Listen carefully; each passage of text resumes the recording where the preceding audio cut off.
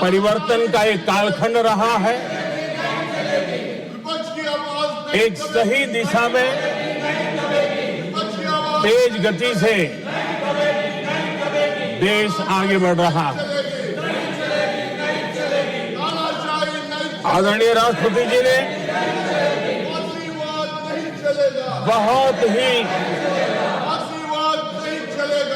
बढ़िया तरीके से पूरी संवेदनशीलता के साथ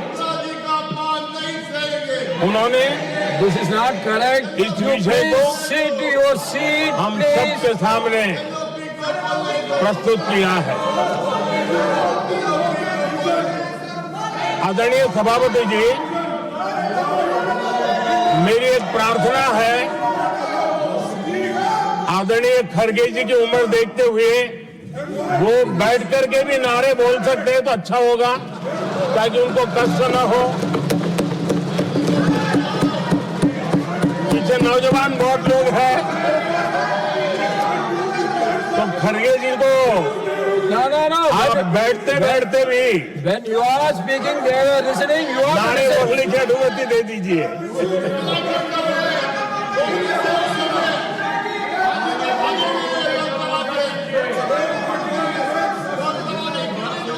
आदरणीय सभापति जी, राष्ट्रपति जी ने इस देश के मध्यम वर्ग, इस देश के निम्न मध्यम वर्ग, इस देश के गरीब, इस देश के गांव, इस देश के किसान, महिलाएं, विज्ञान हो, प्रौद्योगिकी हो, कृषि हो, सभी विषयों को लेकर के बहुत ही विस्तार से भारत के प्रगति का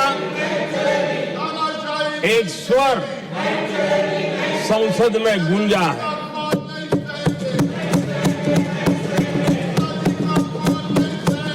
देश के नौजवान भारत के सामर्थ्य को कैसे आगे बढ़ा रहे हैं, इसकी भी विस्तार से चर्चा की है। हर वर्ग के सामर्थ्य को उन्होंने शब्दांकित किया है, और इतना ही नहीं, आदरणीय राष्ट्रपति जी ने भारत के उज्जवल भविष्य के प्रति एक विश्वास व्यक्त किया है। ये अपने आप में हम सबके लिए प्रेरक है। आदरणीय सभापति जी, 21वीं सदी का प्रथम क्वार्टर पूरा हो चुका है, लेकिन ये दूसरा क्वार्टर जैसे पिछली शताब्दी में भारत की आजादी के जंग में दूसरा क्वार्टर बहुत ही निर्णायक बना था। मैं साफ देख रहा हूं कि विकसित भारत के निर्माण की दिशा में ये दूसरा क्वार्टर भी उतना ही सामर्थ्यवान होने वाला है, उतना ही तेज गति से आगे बढ़ने वाला है। और इसलिए आदरणीय सभापति जी, राष्ट्र का हर व्यक्ति ये महसूस कर रहा है कि एक अहम पड़ाव पर हम पहुंच चुके हैं। अब न हमें रुकना है, न हमें पीछे मुड़ करके देखना है। I will not go ahead and do what you are doing. आगे ही आगे देखना Please, my है, dear. I am not going to let गति से you चलना down. है। You please, my dear. और लक्ष्य को प्राप्त करके ही हमें सांस लेनी है, उस दिशा में हम आगे बढ़ रहे हैं। Nothing should go on without except the Prime Minister's speech.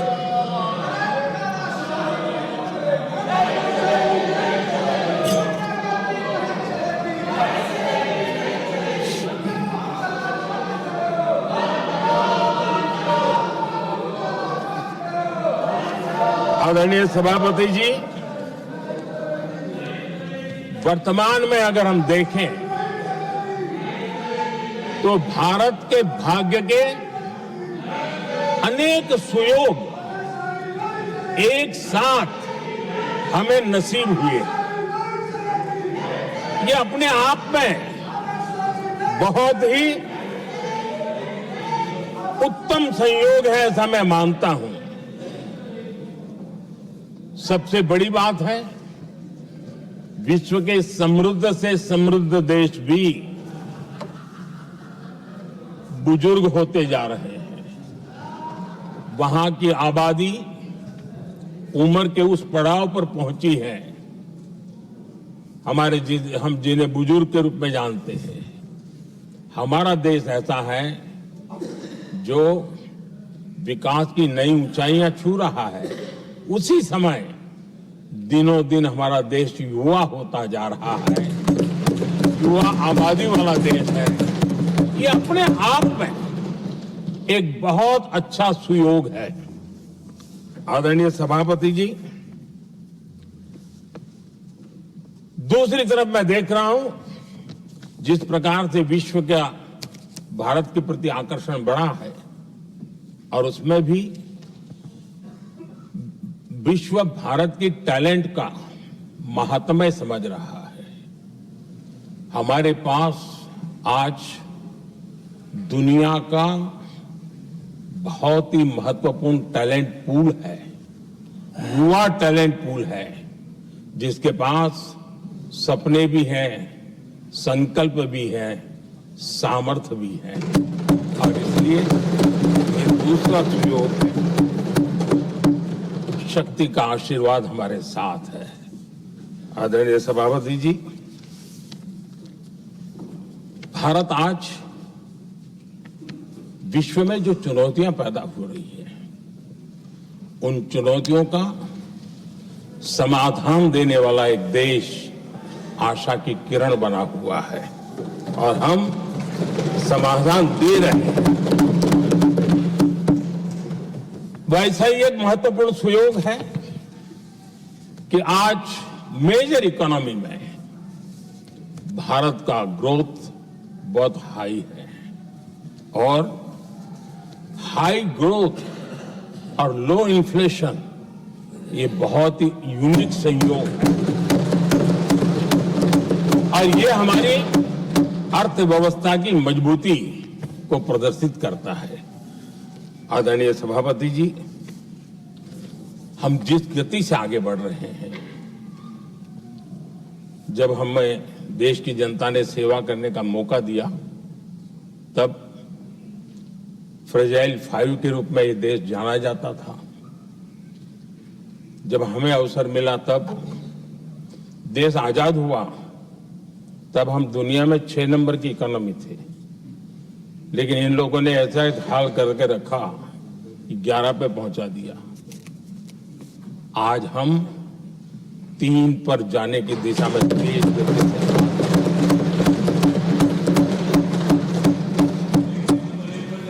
आदरणीय सभापति जी, आज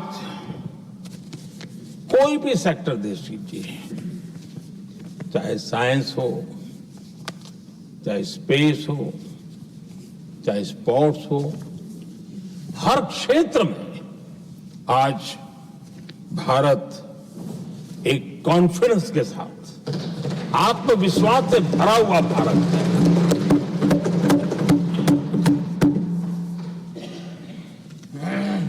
कोविड के बाद विश्व में जो स्थितियां पैदा हुई और ऐसी नई नई चीजें जुड़ती गई, आज दुनिया संभल नहीं पा रही है। ऐसे में साफ साफ नजर आ रहा है कि दुनिया एक नए ग्लोबल ऑर्डर की तरफ, नए वर्ल्ड ऑर्डर की तरफ आगे बढ़ रहा है। सेकेंड वर्ल्ड वॉर के बाद एक वर्ल्ड ऑर्डर बना था, अब एक नए वर्ल्ड ऑर्डर की तरफ विश्व बहुत तेजी से आगे बढ़ रहा है और सबसे बड़ी खुशी की बात है, सारी घटनाओं का और राजनीतिक तरीके से निष्पक्ष भाव से विश्लेषण करेंगे तो झुकाव भारत की तरफ है।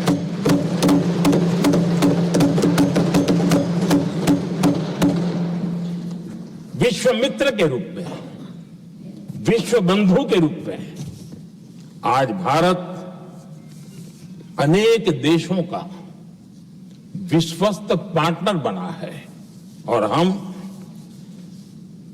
कंधे से कंधा मिला करके विश्व कल्याण की दिशा में भी अपनी उचित भूमिका निभा रहे हैं, अपने सामर्थ्य से सहाय भी कर रहे हैं। आदरणीय सभापति जी, आज पूरा विश्व ग्लोबल साउथ की चर्चा करता है, लेकिन उस चर्चा के सूत्रधार के रूप में आज भारत वैश्विक मंचों पर ग्लोबल साउथ की बुलंद आवाज बन गया है।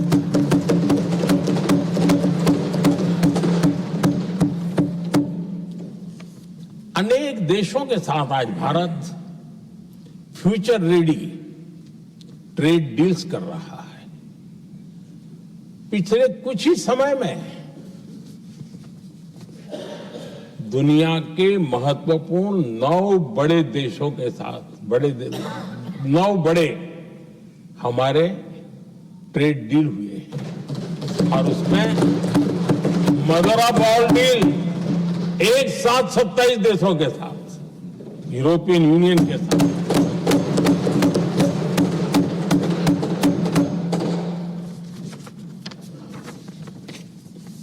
जो लोग थक गए,